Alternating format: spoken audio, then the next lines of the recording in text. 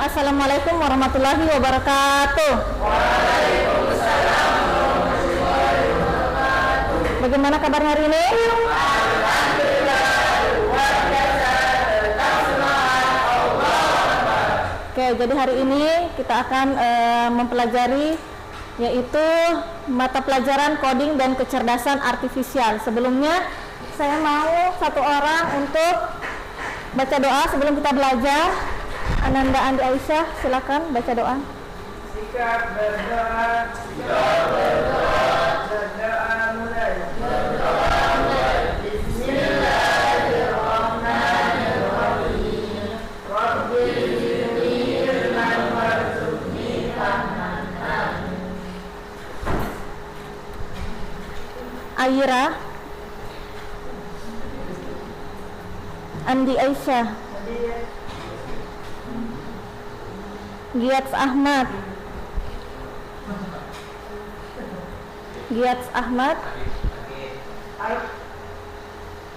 Isra Hendrawan, Laude Muhammad Alfan, Lailatul Lutfia Bilkis, Muhammad Aldo, Muhammad Fatir, Muhammad Raja, Muhammad Wildan, Muhammad Safwan, Nur Aisyah Burhan, Okta Mufliyah,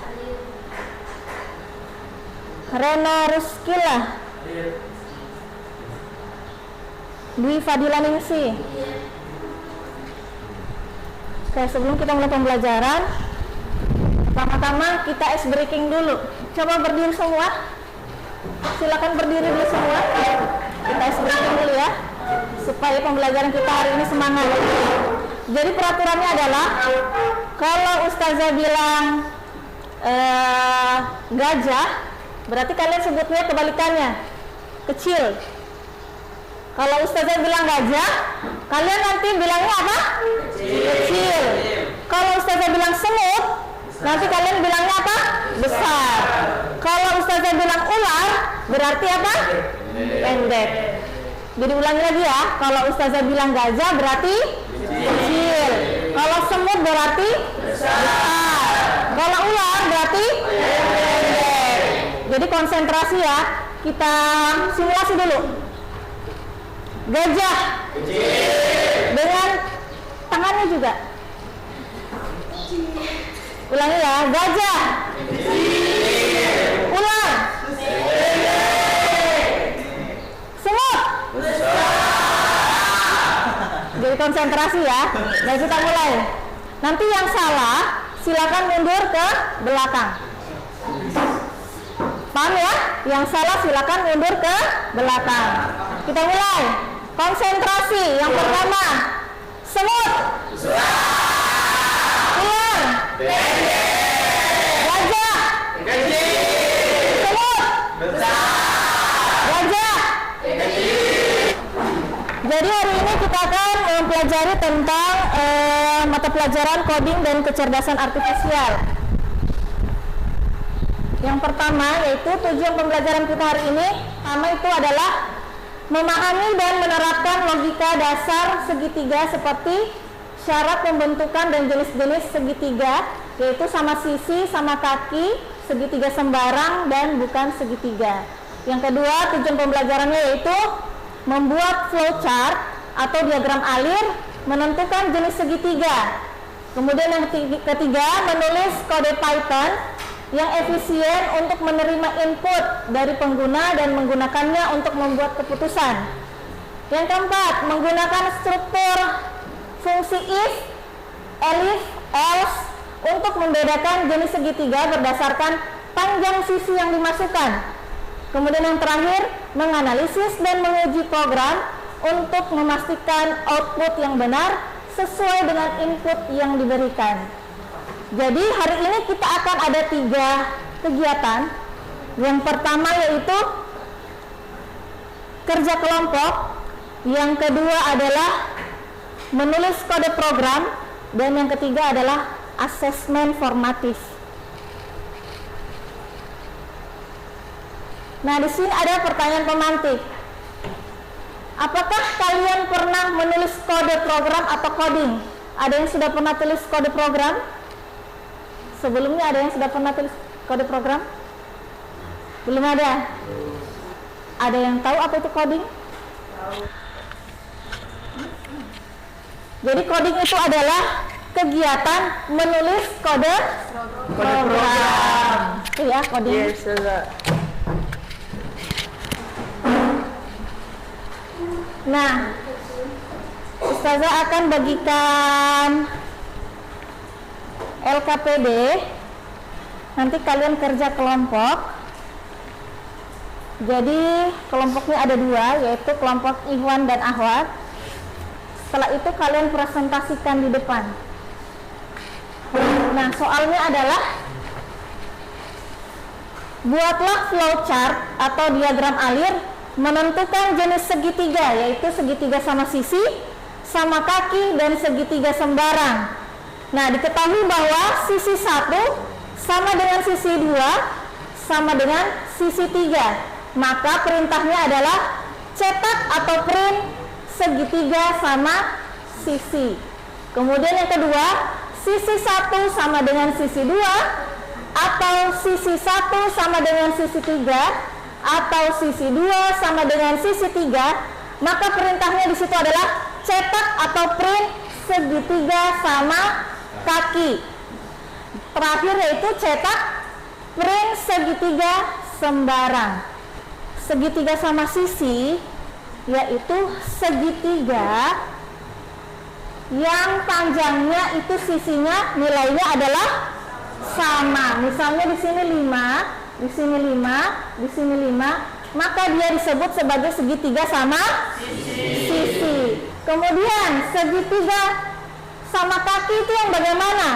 Ketika dua sisinya bernilai sama, kemudian salah satu sisinya bernilai berbeda. Misalnya di sini 5, di sini 5, sini 4. Maka dia disebut sebagai segitiga sama kaki. Nah, segitiga sembarang yang bagaimana? Segitiga yang ketika sisinya itu nilainya berbeda. Misalnya di sini 5, di sini 7, dan sini 6, maka dia disebut sebagai segitiga sembarang. Masih ingat pelajaran membuat flowchart?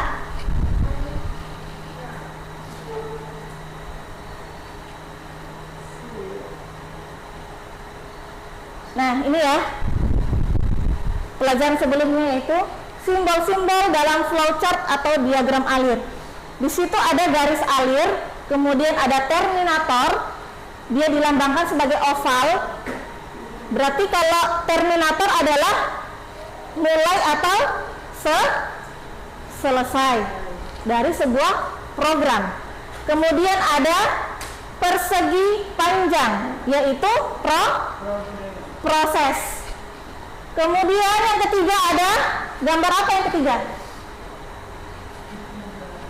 Layang-layang atau belah ketupat. Nah, itu adalah simbol keputusan. Kemudian yang berikutnya ada jajar genjang.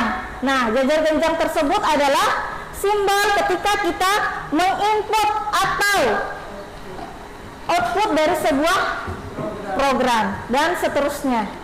Nah, sekarang silakan kalian buat flowchartnya. Di situ sudah ada soalnya. Di sini ya, silakan kalian buat. Jika ada yang tidak diketahui, silakan bertanya kepada ustazah.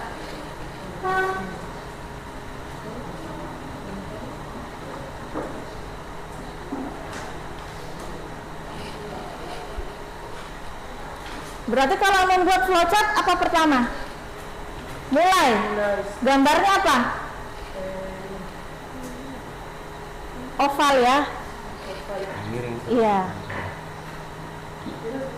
Berarti di situ nanti kamu tulis input sisi 1.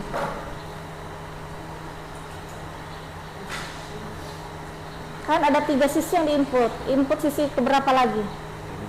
Ya. Sama. kasih kecil-kecil lagi tulisannya Aldo. Supaya ini pas.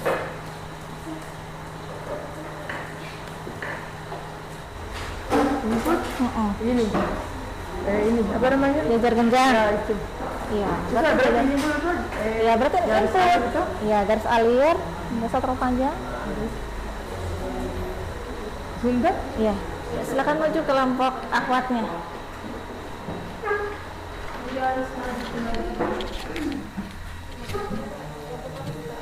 Kelompok akhwat. Terdiri dari 1,45. Kita maju. Di gambar ya. Gambar ya? Iya.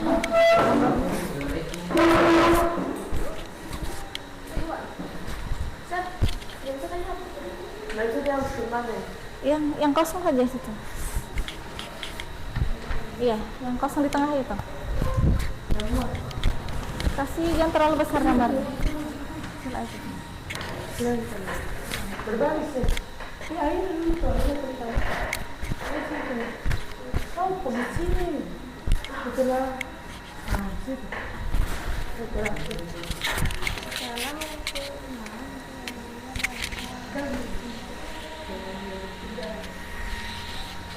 Assalamualaikum warahmatullahi wabarakatuh. Waalaikumsalam warahmatullahi wabarakatuh. Perkenalkan, kami dari kelompok akhwat ingin mempresentasikan hasil kerja kami yang terdiri dari 6 anggota. Yang pertama saya sendiri, dan kedua Ayura, 3 Okta, 4 Lutfi, 5 Dila, dan yang terakhir Andi Aisyah, yang akan dibacakan oleh Ayura. sambil gambar deh.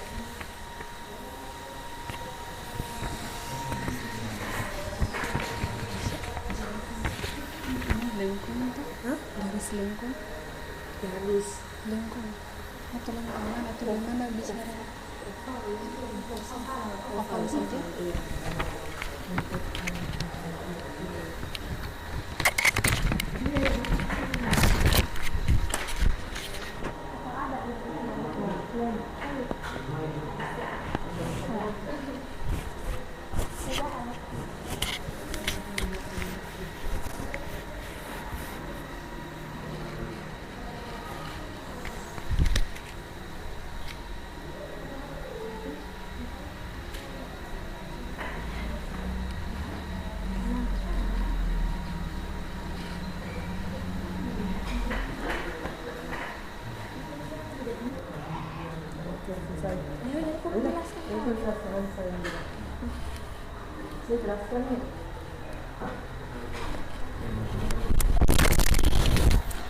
Baik, inilah tadi diagram alir yang telah kami buat berdasarkan soal.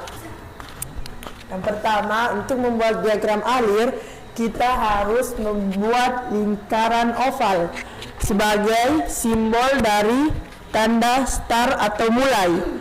Untuk memulainya lagi, selanjutnya kita menyambungkan menggunakan garis alir, yaitu setelah itu kita membuat simbol jajar genjang untuk menginput sisi pertama. Setelah itu kita menyambung lagi menggunakan garis alir untuk menginput sisi kedua. Setelah itu sama dengan yang pertama, kita menggunakan garis alir untuk menginput sisi ketiga. Berikutnya akan dilanjutkan oleh Lutfi.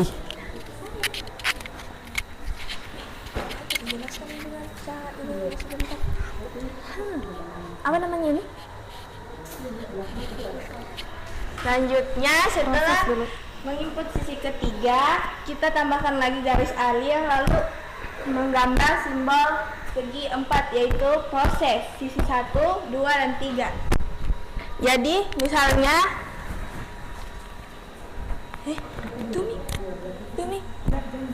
dulu. Jadi setelah menginput proses sisi 1, 2, dan 3, kita tambahkan lagi garis alir dan menggambar simbol belah ketupat atau layang-layang sisi 1, 2, dan 3. Sisi 1 sama dengan sisi 2 sama dengan sisi 3. misalkan untuk sisi satunya itu 6, sisi 2 6, sisi 3 6. Nah, di sini tulis nih, sisi 1 sama dengan sisi 2 sama dengan sisi 3. Kan ini sama semua angkanya. Jadi yang pertama itu kita disuruh bikin segitiga sama sisi. Jadi nanti di sini keluarnya segitiga sama sisi. Jadi digambar lagi jajar genjang, terus sama dengan kan nih segitiga sama sisi. Karena angkanya di sini semuanya sama, makanya jadi segitiga sama sisi. Selanjutnya dijelaskan oleh Okta. Ada Ji Aisyah.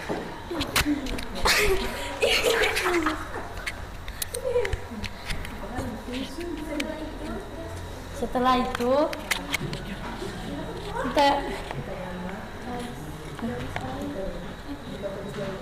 kita tulis lagi garis alir. Setelah itu menggambar simbol belah ketupat atau layang-layang. Setelah itu kita tulis sisi 1 sama dengan 2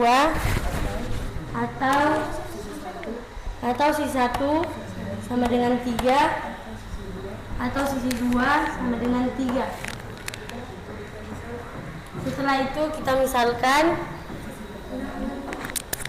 sisi pertama 6, sisi kedua 6, sisi ketiga 7. Setelah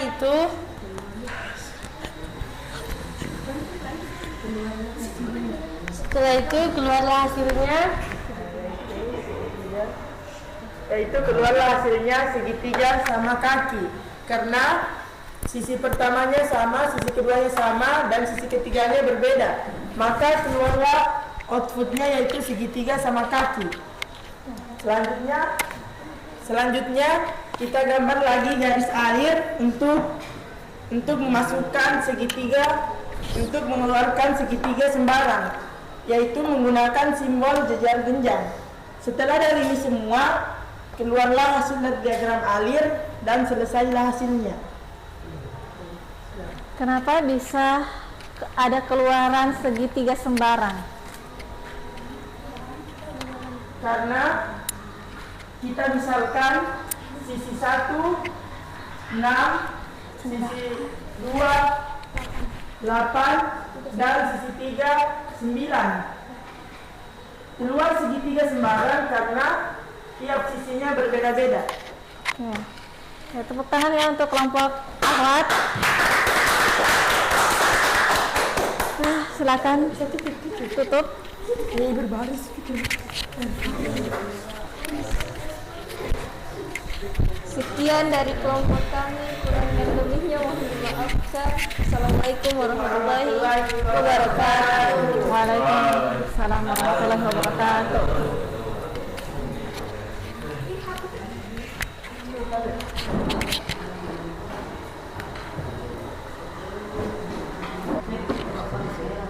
Aktivitas kedua, silakan aktifkan Chromebook-nya.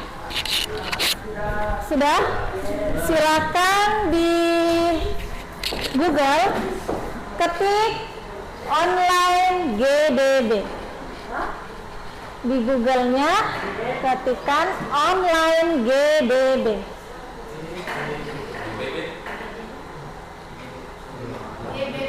GDB.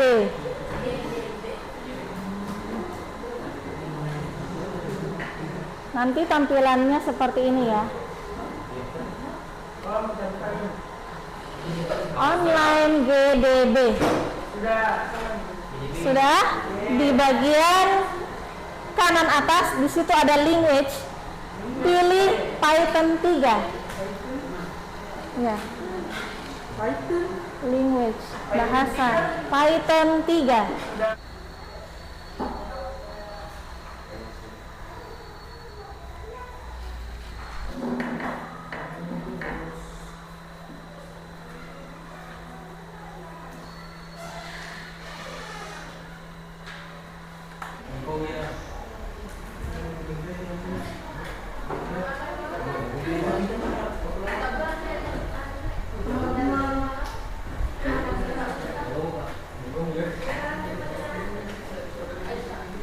sudah?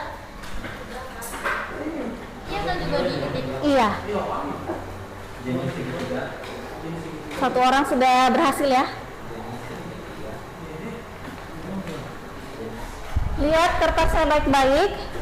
Di situ di programnya ada yang namanya fungsi if, apalagi elif dan else. Perhatikan fungsi if yang ini, yang di kertasnya, perhatikan fungsi if. Di situ dikatakan sisi 1 lebih kecil. Perhatikan, sisi 1 lebih kecil dari 0, atau sisi 2 lebih kecil atau sama dengan 0, atau sisi 3 lebih kecil sama dengan 0. Tapi sebelumnya di situ sisi satunya tipe datanya adalah float. Perhatikan, float. Sudah dilihat tipe datanya float. Nah, tipe data float itu adalah tipe data ketika saya menginputkan 5.2. Nah, inilah yang dinamakan sebagai tipe data float. Misalnya di situ Aldo coba ketikkan 5.2. 5.2, kemudian enter, 7, enter lagi, 8. Dia akan tetap membaca. Nah, 5.2 itu adalah tipe data float atau bilangan desimal. Perhatikan baik-baik ya. 5.2 atau 5,2 yaitu tipe data float. Dia akan membaca nilainya itu nilai desimal. Kemudian kalau 5, kalian input 5, 6, 7 dan seterusnya, itu dinamakan tipe data integer. Integer itu adalah tipe data bilangan bulat. Kalau kalian input 5, 6, 7, dia itu tipe datanya adalah integer, dia itu adalah bilangan bulat. Ketika kalian input 5.2 itu adalah bilangan float, yaitu bilangan desimal. Kemudian ada juga yang namanya tipe data string ya, string. Nah, tipe data string adalah dia itu membaca sebuah karakter. Misalnya dia itu keunikannya dia ada tanda petik. Misalnya kalian tulis ini Adi, maka dia akan membaca tulisan Adi. Itu adalah tipe data string atau teks dia, tipe data teks. Kalau float, tipe datanya itu adalah bilangan desimal, contohnya 5.2.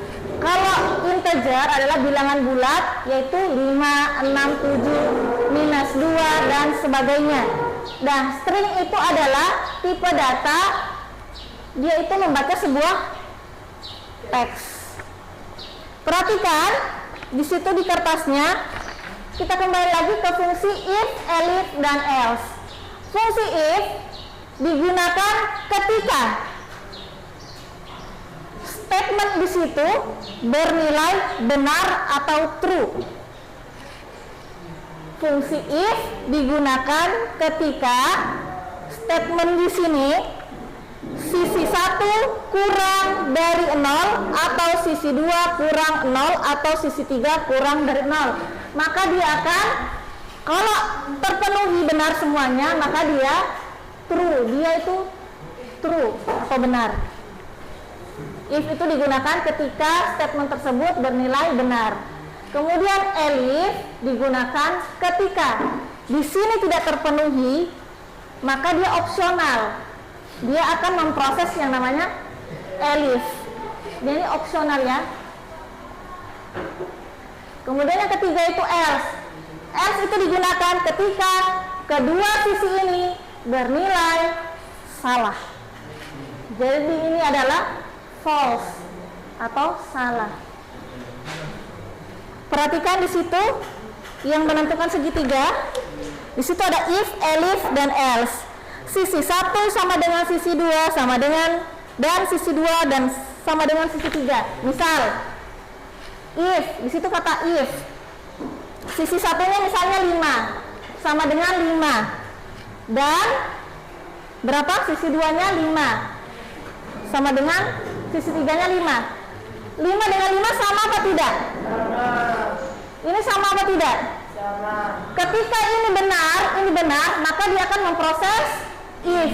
Karena if adalah dia benar atau true. Ketika statement ini benar, maka dia akan memproses adalah true atau benar. Nah, ketika elif di situ perhatikan sisi 1 sama dengan sisi 2. Misalnya sini 5, di sini kemudian sama dengan 5, kemudian or, ini atau ya, atau sisi satunya 5 sama dengan sisi 3-nya misalnya 6, atau di situ apa? Sisi 2-nya berapa? 5 sama dengan sisi 3-nya adalah 6.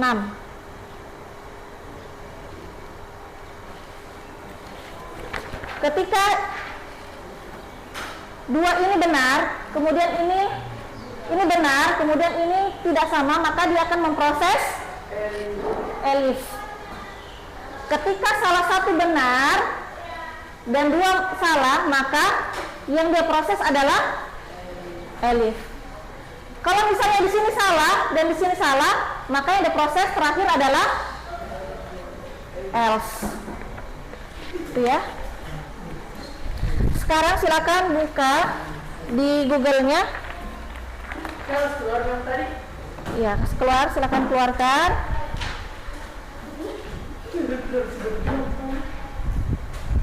Silakan di Google-nya ketikkan join quizzes.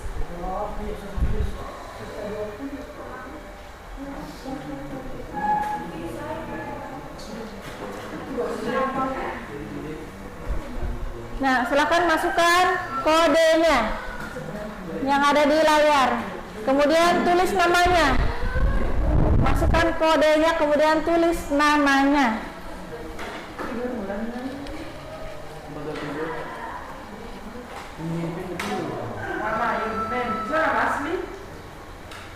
Menjalankan blok kode ketika semua kondisi if dan elif sebelumnya bernilai apa?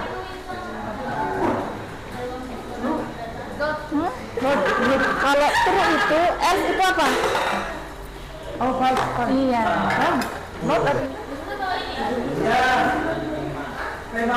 Tadi Aldo, kedua Aira, dan yang ketiga tadi siapa?